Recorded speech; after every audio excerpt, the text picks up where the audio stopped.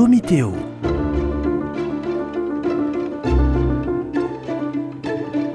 Domitéo, un dialogue théologique avec les dominicains de Toulouse.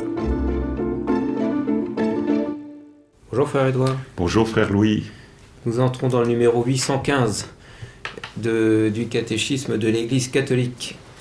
Quels sont ces liens de l'unité, nous dit-il ce numéro? Par-dessus tout, c'est la charité. Alors ma question c'est, la charité existe réellement, mais elle est souvent invisible.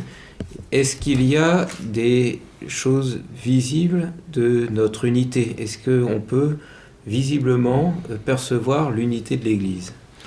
Oui, grâce à la vérité, car la charité, c'est la charité de la vérité, et c'est aussi la vérité de la charité.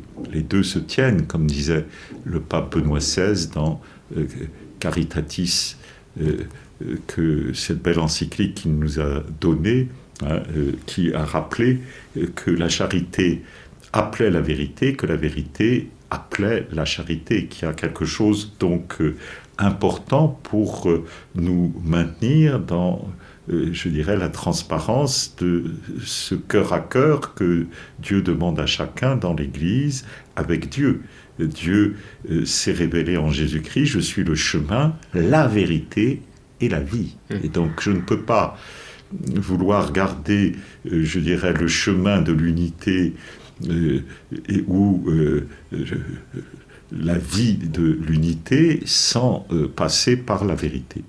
Il y a comme un chemin obligé de cette vérité tout entière où nous conduit le Saint-Esprit.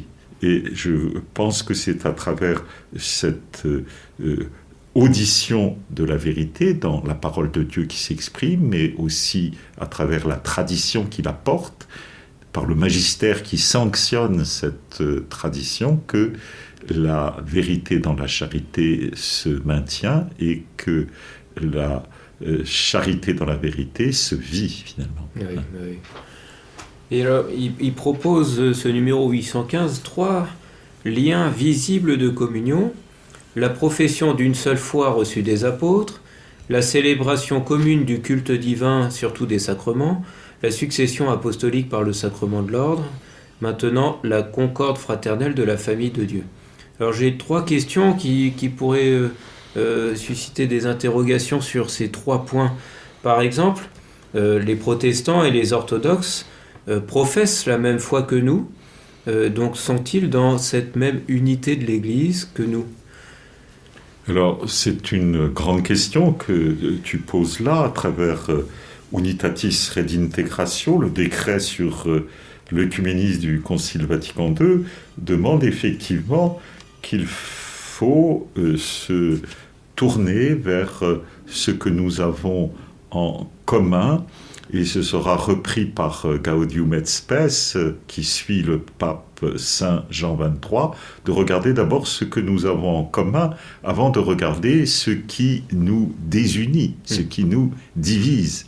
Et c'est vrai que nous avons un seul baptême, que nous avons la même parole de Dieu et que nous avons, dans une certaine mesure, une même foi. Mais pour que la foi soit dans sa perfection, il faut qu'elle soit intègre, c'est-à-dire qu'elle soit donnée intégralement.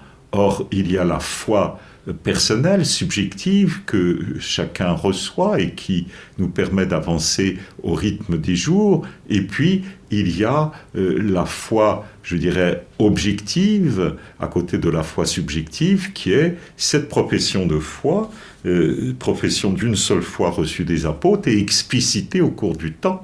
Et dans cette foi objective, il peut malheureusement y avoir des éléments qui ont été écartés au cours des siècles par certains qui n'ont plus la foi intégrale, qui ont la foi subjective en fonction de ce qui leur a été donné, transmis par leur père, dont ils ne sont plus d'une certaine manière responsables, ils n'ont plus la culpabilité de la scission, de la division, mais ils n'ont plus la foi intègre.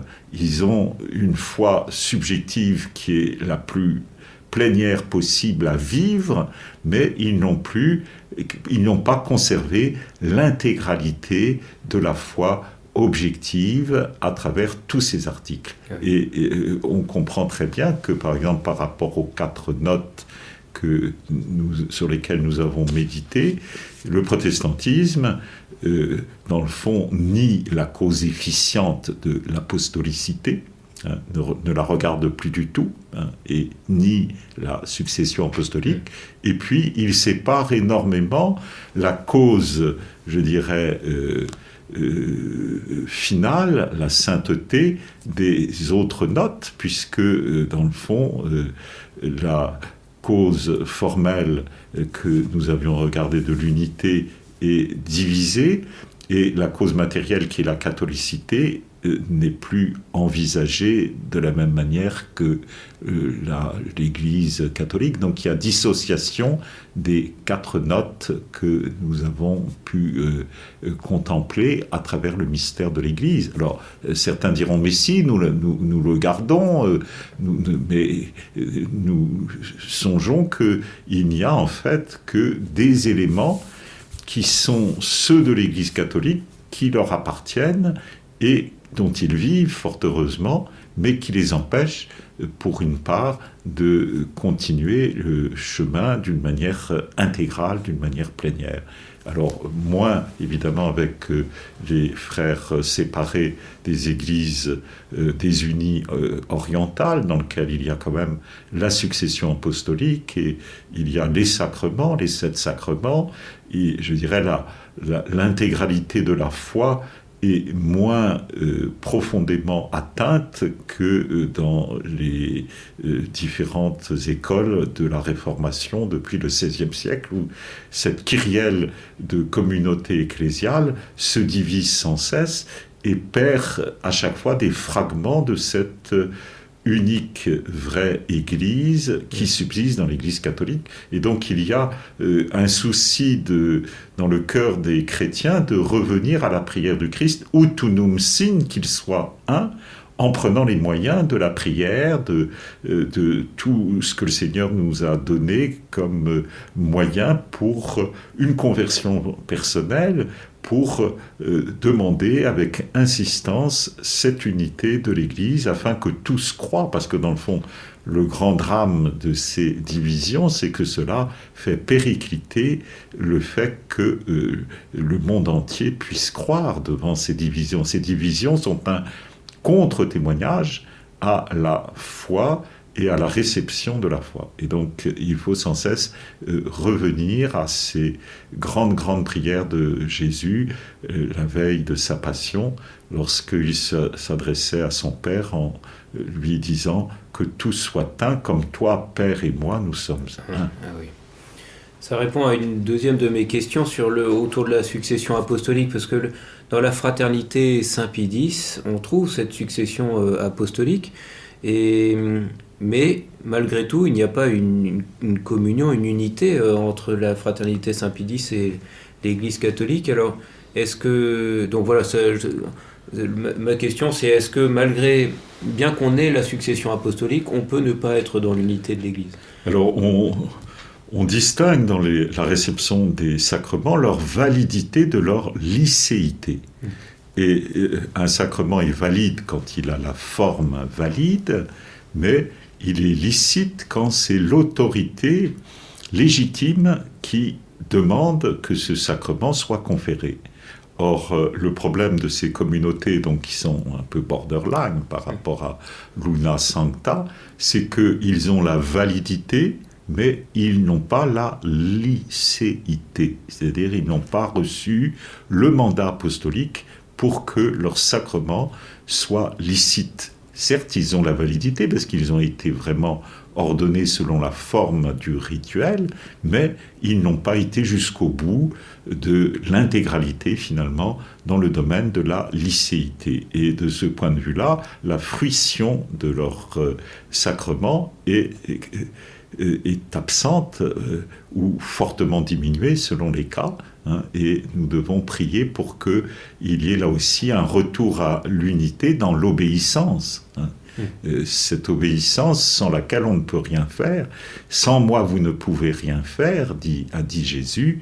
Et par où a-t-il commencé à manifester cette demande? Eh bien, à travers l'obéissance de ses apôtres, l'obéissance de ses disciples. Et sans cette obéissance, eh bien, évidemment, on perd énormément de ce message évangélique que Jésus est venu donner à son Église. Il faut professer une même foi, intégralement la même foi, être dans cette succession apostolique.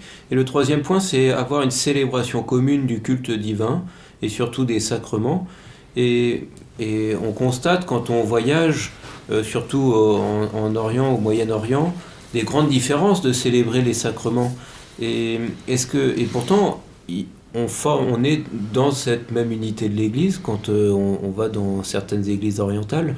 Alors comment tu expliques ça, cette disparité dans la célébration des sacrements, alors que dans le numéro 815, il est demandé à ce qu'il y ait une célébration commune du culte divin? Alors, bien sûr, le mot commune, il faut le prendre au sens de la communion, au sens où l'Eucharistie fait l'Église, et le numéro 1396 dit bien que l'Eucharistie qui fait l'Église assure l'unité du corps mystique. Ceux qui reçoivent l'Eucharistie sont unis plus étroitement au Christ, est-il dit. Par là même, le Christ les unit à tous les fidèles en un seul corps, l'Église. La communion renouvelle, fortifie, approfondit cette incorporation à l'Église déjà réalisée par le baptême.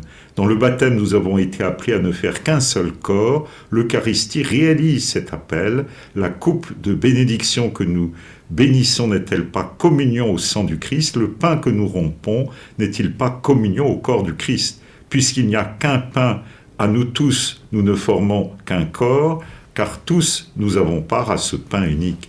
1 Corinthiens 10, 16, 17.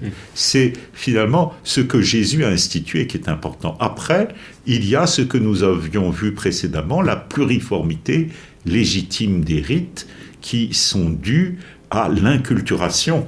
Et nous nous souvenons toujours de cette grande parole, à mon avis, qui devrait être marquée au fronton de toutes ces dissidences. C'est cette parole de saint Irénée qui est rapportée par Eusèbe de Césarée dans son histoire ecclésiastique. La multiplicité des coutumes confirme l'unanimité de la foi. Ah oui. Admirable formule, donc, qui devrait être partout présente. À Merci. bientôt. À bientôt, Frère Edouard.